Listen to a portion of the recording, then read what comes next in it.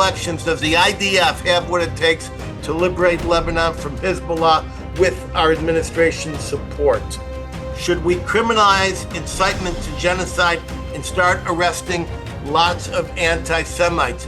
Years ago, you ran a show, America the Great or America the Awful. How do you feel about it today on our 250th anniversary?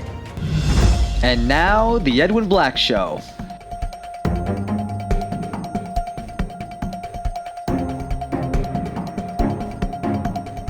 Sponsored by the Books of Edwin Black, available on Amazon and at booksellers worldwide.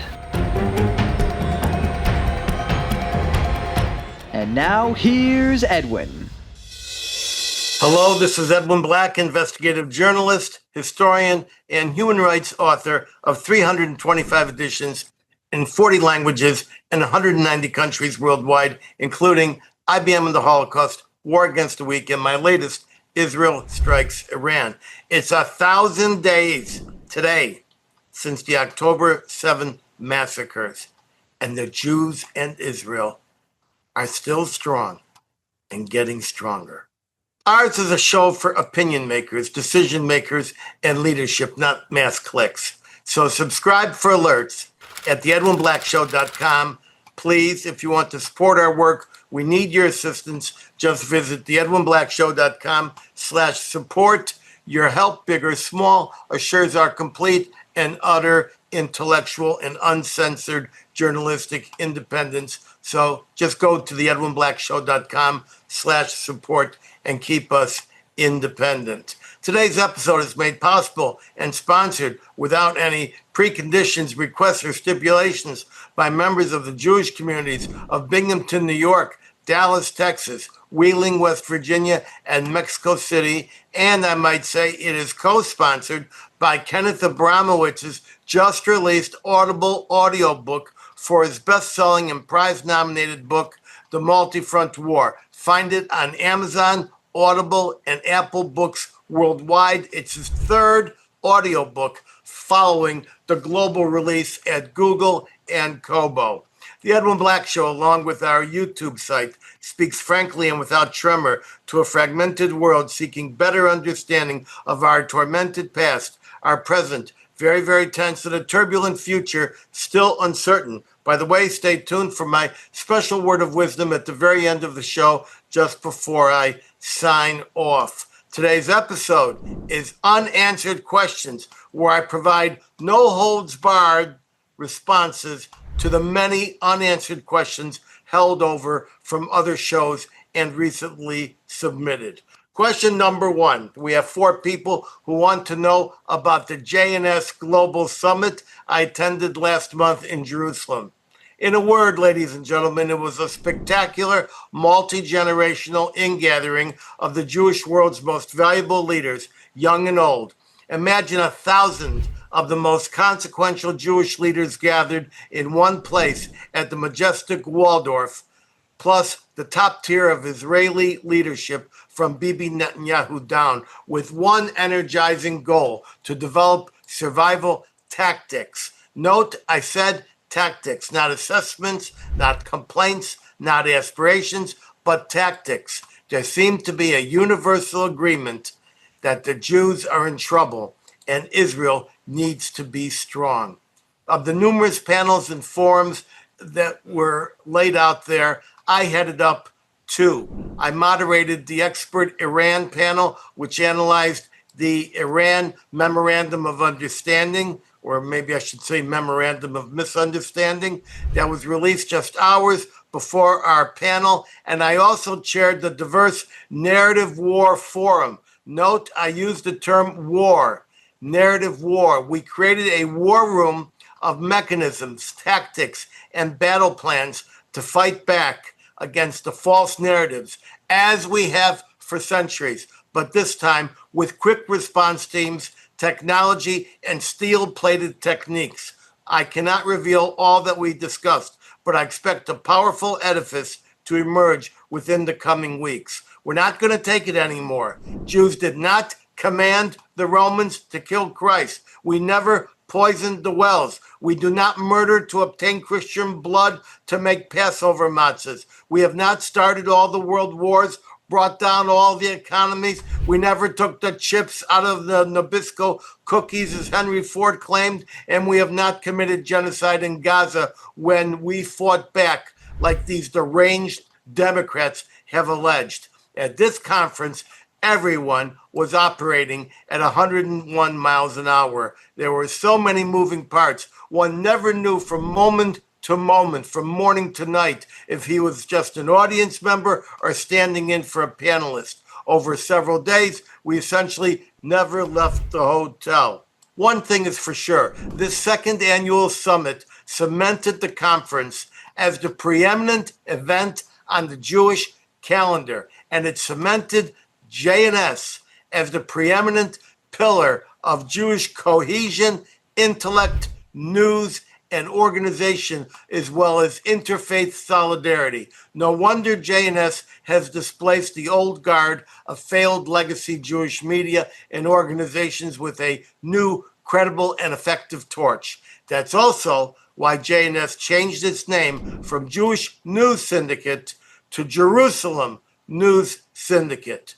We're not going anywhere, folks. We're just getting started. Remember, Jerusalem's middle and last name. It's Jerusalem, eternal capital. Thank you for those who asked that question. Number two, the most asked question that we received via email, chat, and our show's Ask mechanism was seeking a response to the huge success scored by the Jew-hating, Israel-hating palette of socialist, communist, Marxist, anti-American, and pro-violence Democrats in blue districts. By now, it seems everyone has agreed that the Democratic Party of Harry Truman, Bill Clinton, and John Fetterman is gone. The big tent is a big lie.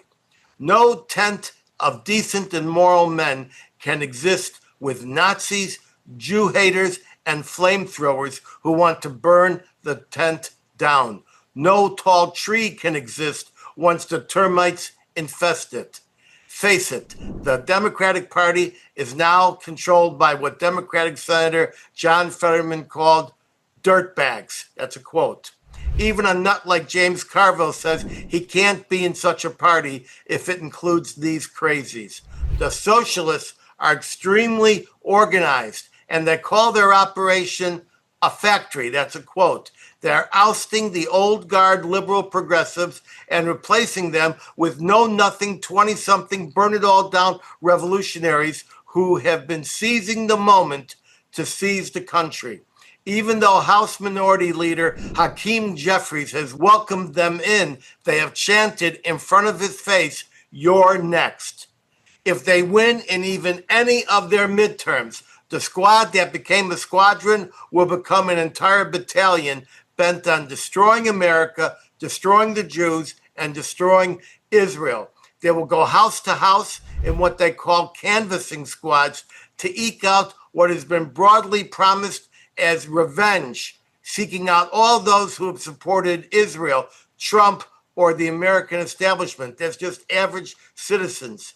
These are the new Nazis, and not just because one guy has a concentration camp guard tattoo on his nipple.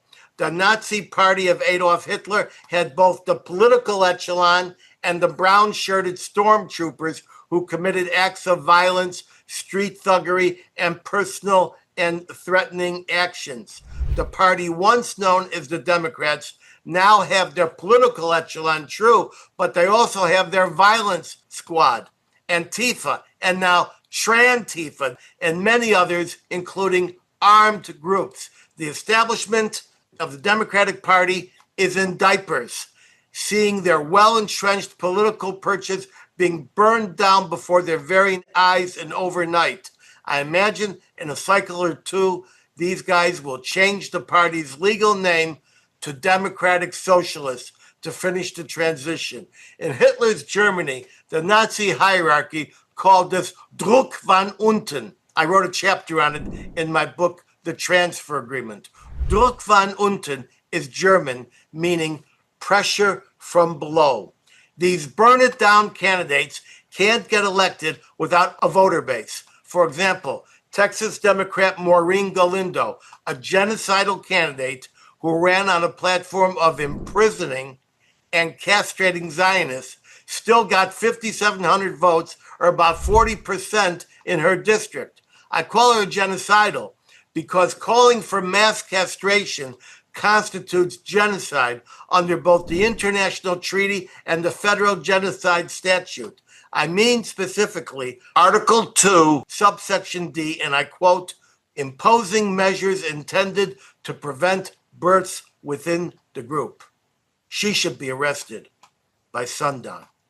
Ladies and gentlemen, the urban rabble is arousing. The Democratic Socialists are not disgruntled workers looking for a better deal, but about 85% college grads or postdoctoral academics, and mainly a bunch of white guys. Socialism means central control. American democracy means individual freedom. That's why the Israelites left Egypt. If the socialists get a foothold this November or in 2 Novembers, after I'm dead, the historians who follow me will call it the official commencement of the Second Holocaust, the beginning of the end for America as we knew it a few years ago, and the fuse for World War III. Remember, the Democrats are the party of black slavery in America, Jim Crow laws in the South, lynchings and burning at the stake for blacks well into the 20th century, the Trail of Tears that displaced the Native Americans, the rape of Haiti, the incarceration of the Japanese in World War II, the party of the Ku Klux Klan, Dixiecrat opposition to voting rights and civil rights. It's the same monsters, but the hoods are off and the burning crosses have been replaced by slick social media campaigns. We'll have more to say about this in my next episode devoted to the midterms. But first, I give this message to an important fraction of my Jewish brothers and sisters. Listen up, stupid Jews. You think you won't be on the train because you mouth a lot of anti-Israel slogans or champion left-wing causes. Dumkopf. I give you 2 names among the most progressive, left-leaning, anti-Trump, pro-impeachment Democrats. I give you Congressman Representative Dan Goldman, who was banned from the Poetica coffee shop in Brooklyn last month because of his support for Israel. Or I give you congressional candidate and California State Senator Scott Wiener, a prominent gay Democrat at the absolute forefront of transgender rights legislation. He was just a few days ago surrounded and nose-to-nose harassed by Trantifa protesters. That's trans people acting violently like Antifa. This occurred because he supports, in some way, Israel. It was the worst screaming, demeaning, and humiliating harassment of a person that I have seen in recent times. You've been terrible on Gaza. He hates you. You do not belong here anymore, Scott. Guys, you're not next, you're first. Just as we saw on October 7th when Israel's liberal pro-Palestinian elite was grotesquely killed, raped, and kidnapped. You heard me? I'm talking to you or your nephew. And now it's time for my next question. Number 3. Simon in New Jersey wants to know who's the next president of the United States. Vance has no chance. Rubio will defeat Alexandria Ocasio-Cortez. If he doesn't, America will disintegrate. Number 4, Ruth in Miami asks if the wealthy are paying their fair share. That is a question that should never be asked again. It's so false. It's so misleading. People with means are paying more than their fair share, much, much more. The bottom half pays only 3% of all taxes. Don't be fooled. Wealth spreads. All these stock market records enrich the average man's 401k and income stream all the way around. Unions own those stocks, not just private investors. Some people don't measure their lives in money. Remember that. Artists, for example, artists of all kinds do not measure their lives in money. 99% of book writers never make a royalty. I'm monetarily poor, but I'm wealthy in achievements, intellectual acumen, and I profit by contributing to society. I have a great life, a great wife, and decades of unpurchasable achievement. Number 5, this is from Mark in New York. Where do we stand with Trump's MOU with Iran? As I stated on my last show, which was done from Jerusalem, the MOU with Iran is a fraud with more holes than a Trump golf course. It was designed for one thing: oil prices, which are now down as predicted to about $68 a barrel, less than a year ago. I coined the term some years ago, petropolitics. At least 375 ships have transited the strait since the MOU was signed, 55 in the past 24 hours. Oil has defined the Middle East for 150 years and still does, with the world economy stabilized from these religious gangsters in Tehran, with the price at the pump quickly dropping from San Diego to Philadelphia. The Republican chances of victory in the midterms is less threatened. I therefore predict fierce, full-scale, kinetic, widespread, massive destruction in Iran sometime after Election Day this November. Number 6. This is from Steve in Long Island. What about the two-state solution for Palestinians? Two-state? Not this century. The so-called Palestinian Arabs, who in 1964, as part of a Cold War Soviet Union strategy, stole the identity of Palestinian Jewish Zionists, these people squandered every opportunity to create a two-state scenario where Jews and Arabs can coexist in peace. There have been so many plans, no one can even name them all. After a generation-to-generation culture of hate, after October 7th, which received an 85% approval on the so-called West Bank, not as much as Columbia University, but just saying, after rising out of the Arabian Peninsula to invade, rape, and conquer their way in, they deserve nothing, not even discussion. Remember, the Arabs are from Arabia and the Jews are from Judea. And before anybody has a question about how Israel was formed, the concept of Zionism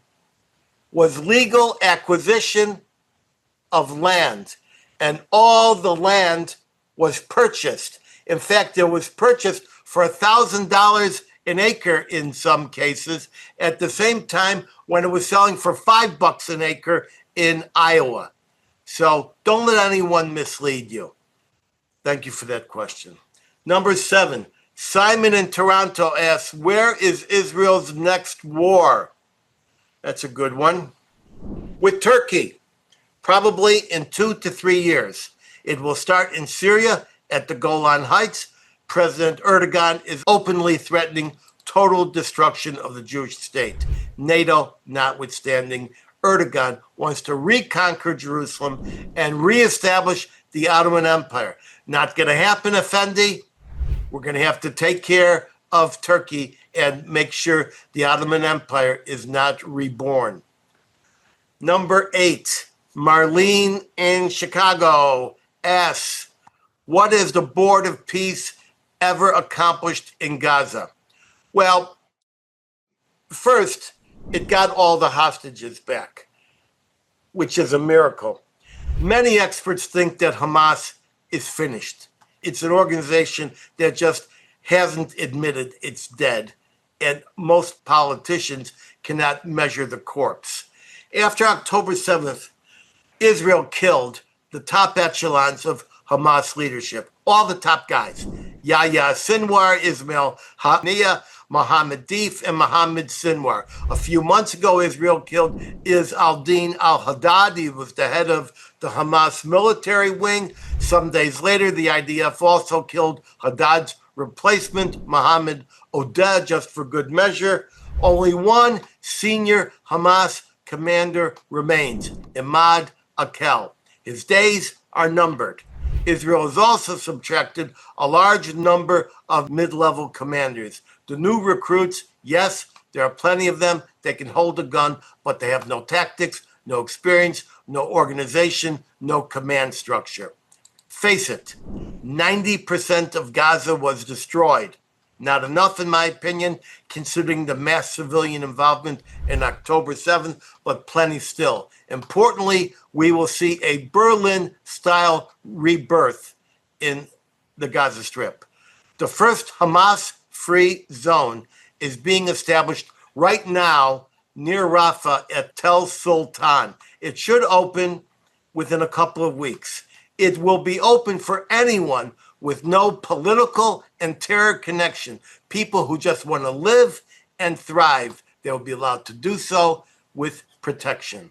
Israel does not need to coexist with people who spend their waking hours trying to kill Jews and Israelis. Let me just say it again. We don't need to negotiate with the people trying to kill us. We need to eliminate them. So to quote international law, that is the UN Charter, Chapter 51, quote, nothing in the present charter shall impair the inherent right of individual or collective self-defense if an armed attack occurs, close quote. We can go back a little earlier and quote FDR. And he said, when you see a rattlesnake poised to strike, you do not wait until he has struck to crush him, close quote. Go back a little earlier to quote the father of international law, Hugo Grotius, in 1625, any nation has the right to self-defense against an imminent threat.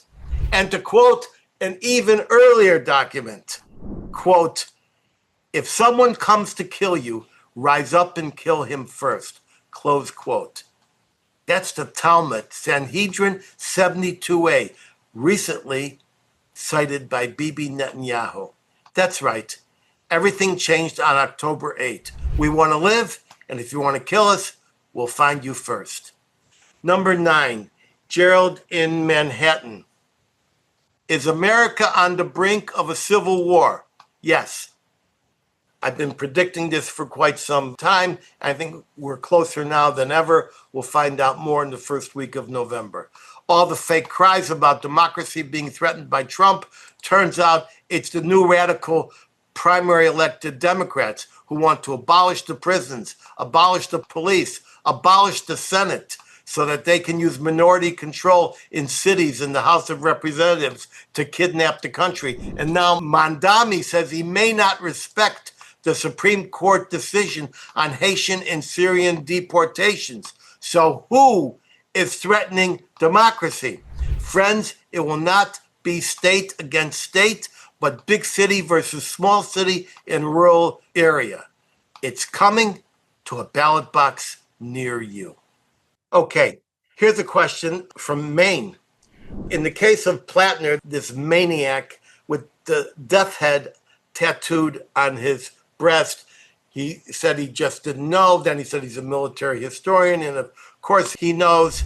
So the question is, do I not believe in redemption for a guy like Plattner? Yes, I do. You want redemption? Go to church on Sunday. You do not get into the Senate after you disqualify yourself with decades of lousy living. We have another question here. This is from Cincinnati. Do you think Israel will join in November to attack Iran? Israel has a profound plan to attack Iran. At one point, the entire military was ready to fly, but it was stopped by Trump because Trump would rather have lower oil prices now and a shattered Iran later on. Ladies and gentlemen, the whole negotiation with Iran is a fraud. They're lying to us. We're lying to them. We're letting them lie to us. We're acting like we believe them. They're acting like they're being believed. It's all a fake. In exchange for that minuet of fakery, Iran gets to sell millions of dollars worth of oil today. They are doing so, and scores of millions of these barrels are already out in the ocean on IRGC ghost ships.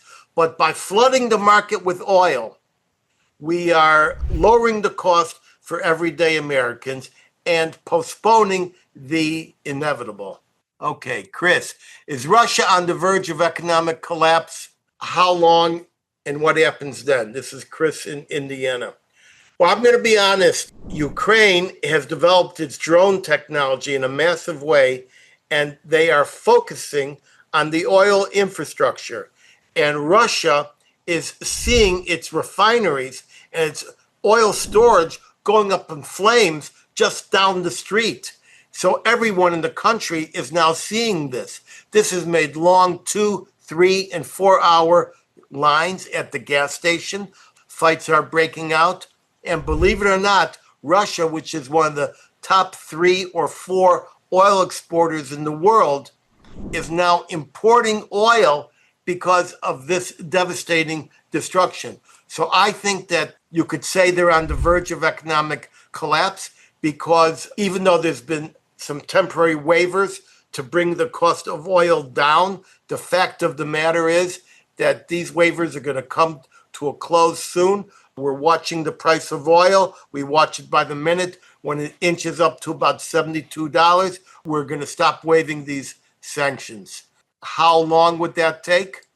I think we're looking at something before the end of the year. The question is it next week, is it next month, or is it next quarter? Depends how painful the spear of this oil attack is on the Russian leadership. Stephen in Pennsylvania. After the elections, does the IDF have what it takes to liberate Lebanon from Hezbollah with our administration's support? That's a Stephen in Pennsylvania, in Appleland. I think that we have enough to break the knees of Hezbollah, and there is a secret annex to the Lebanon agreement with Israel, an unpublished annex that I can disclose to you, that states that the Lebanese government will participate in efforts to destroy the Hezbollah weaponry. So remember, Hezbollah is another one of these groups. They have a political echelon and they have a terrorist and militia echelon. And it's the militia echelon that we are fighting. And so we have what it takes now. I think the way it's going to be done is sector by sector, south or just north or straddling the Litani River. And the first of these sections has been identified. The LAF, the Lebanese Armed Forces, are going in there. They're going to be watched. They're being supported with millions of dollars, American military hardware and dollars. And I think that there is a good chance that a good death blow will be delivered to Hezbollah in certain sections. We just saw a gigantic tunnel infrastructure taken down. I should say that we just released an episode called Bad Company. And although that focused on criminal banks and criminal companies, there was also a brief interview with a member of the Lebanese forces from Beirut, and he gave his time guesstimate for total elimination of Hezbollah, and he said months or years. All depends. Kenneth Abramowitz, Tel Aviv. Should we criminalize incitement to genocide and start arresting lots of anti-Semites? Ladies and gentlemen, incitement to genocide is already criminal.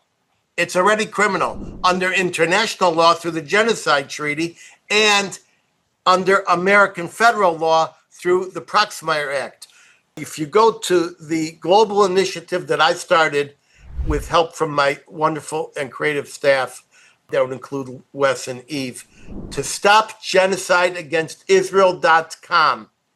It gives you the address, the phone numbers, the laws, the statutes of where to report incitement to genocide. And that is why I said that the Texas Democrat who incited to sterilize Zionists was actually guilty of subsection D, interfering with births. So these guys who want to kill Israel, make Israel disappear, that's genocide. That's classic genocide, not the fake genocide of fighting back. So if you want to report somebody, whether he's down the street or in another state or in the Capitol, the House of Representatives, all you've got to do is go to stopgenocideagainst.Israel.com. It tells you exactly how to report and where to report. We have another question here.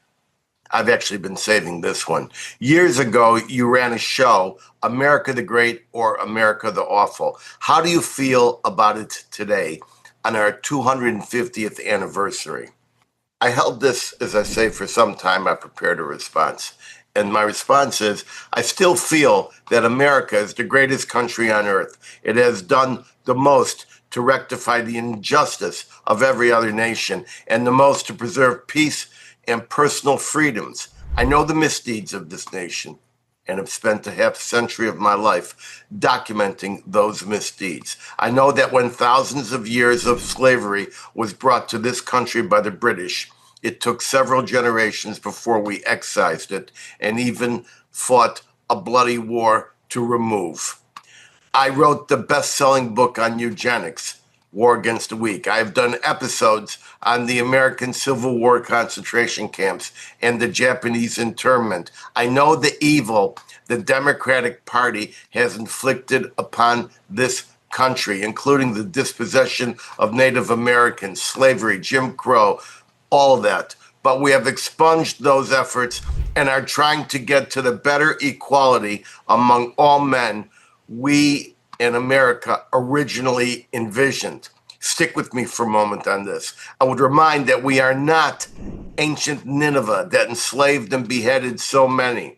We are not Rome that conquered and taxed the known world and crucified 300,000 people to keep everyone in line. We are not Great Britain, which raped and exploited the corners of the planet to enrich their island, and they used to brag the sun never set on the British Empire. We are not Spain, which committed inquisitional genocide against Jews, Muslims, and then destroyed First Peoples throughout Latin America, and for good measure created African slave societies in our hemisphere.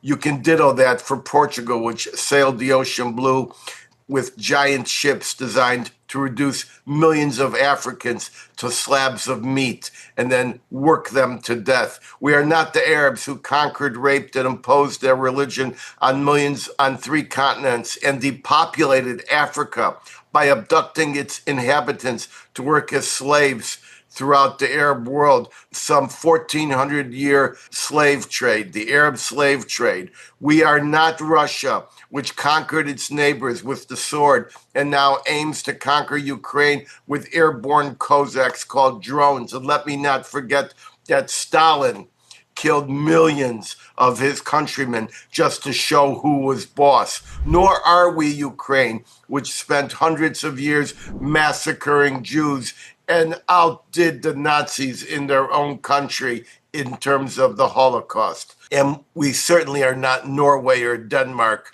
whose Vikings took millions of East Europeans as slaves, which they called thralls, and raped women until they were too weak to stand and then killed them. They took so many slaves, Eastern European people were actually named Slavs. We are not France, which killed millions in North Africa, from Algiers and elsewhere in the continent. We're not gentle, sweet, refined Belgium, which mass murdered Africans to control the rubber trade and chopped off their hands and feet when daily quotas weren't met. Certainly we are not China, that killed 50 million of its own to impose communism. And we're not Iran, that just killed 30,000 to 40,000 of its own citizens as a toll booth to mass murdering millions in this world on the way to a hoped-for apocalypse, because their screwed-up religion preaches evil as a stepping stone to paradise. Did I mention Germany? Well, we all know what they did, and there's lots more I didn't mention. I didn't mention the Ottoman Turks and their genocide of 1.4 million Armenians and so many Bulgarians and so many others. I have not even discussed the details of the day-to-day assaults and mini genocides that we see in the Christian villages of Africa committed by evil forces in Nigeria, Sudan, and elsewhere. No, ladies and gentlemen, we are the United States of America. We stand for one thing: equality of all men under law. I know that's a process where the entry gate is still creaking wide, but we are getting better every day. And along the way, we had to help win 2 back-to-back world wars that mass murdered and destroyed tens of millions, including 6 million of my own people. But I'm making a point here. Where did this notion of equality of all men under law come from? Was it Philadelphia or Boston Harbor? No, it was from Moses and the children of Israel, who made their exodus from Egypt for one reason: to establish a world of law, justice, and equality for all people, the mighty and the meek, all the same. First, the Shabbat guarantees equality. All men rest equally, the powerful and the powerless, and all at the same time. Second, judges are created to oversee a judicial system where no fear or favor arises for any who stand before it. Third, the famous quote, "For justice, an eye for an eye and a tooth for a tooth," is not a prescription for vengeance, but rather a measure of total equality. Every eye and every tooth is equal before the Lord and the law. The eye of the richest man and that of the lowliest person equal under law. Now, it was a great idea, this thing called societal equality. But once Israel was destroyed, the world ignored the whole idea until one country resurrected the notion. That country that emerged was the United States, and its moment of sublimation was its declaration of independence. When they professed under God, we know they meant the God of Moses. When the founding fathers declared, "We hold these truths to be self-evident, that all men are created equal, that they are endowed by their creator with certain unalienable rights, that among these are life, liberty, and the pursuit of happiness." That's a quote.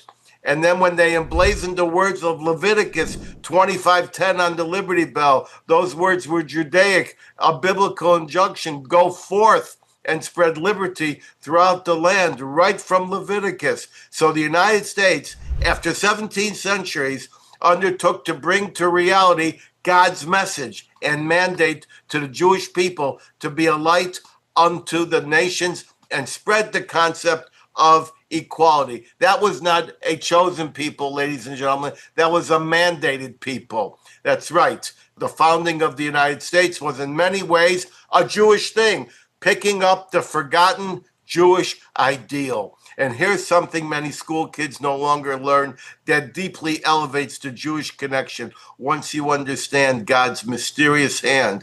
In 1781, George Washington and his revolution was bankrupt, out of money. Enter Polish Jew Chaim Solomon, whose family emigrated from Spain after the Inquisition. In a word, Solomon became the Revolutionary War's financier. When no one else would give American patriots a dime, they were out of money. In 1781, George Washington's decisive Yorktown campaign, a turning point for American independence, was actually financed by an emergency loan of $20,000 by Solomon. When Washington utterly ran out of money, he told his treasurer, quote, "Send for Chaim Solomon," close quote. For the next 3 Revolutionary War years, Solomon floated over $650,000 in loans to help Washington's forces. That's more than $25 million in today's money. Government officials and private lenders never repaid the many loans he extended. So Solomon died a pauper. In 1975, the U.S. government issued a stamp in his honor, and it was with the words "financial hero. So, Mr. Vice President Vance, when you say Israel would not exist for America, you're just returning the favor. Had Jews not financed your revolution, America wouldn't exist either. And I'm going to say we're out of time. It's a short episode. I want you to hold for my closing word of wisdom just 2 minutes away. But first, I want to thank my international team, including Richard in the Philippines, Martin in Michigan, Holly in Nashville, many others in numerous additional cities around the world. I'll see everyone back here in 2 weeks at 3 p.m. Eastern. If you want to be a friend of the Edwin Black Show, go to theedwinblackshow.com/support. Keep me independent. You want to hear me in person? Consult my events page at edwinblack.com. Until then, head over to any Barnes & Noble in the USA or any Amazon, Walmart, Apple Books, Google Books, Kobo, Israel 365 or audible.com platform in 190 countries across this roiling, toiling, boiling planet where you can find any of my 325 book editions, such as IBM and the Holocaust, and my latest, Israel Strikes Iran.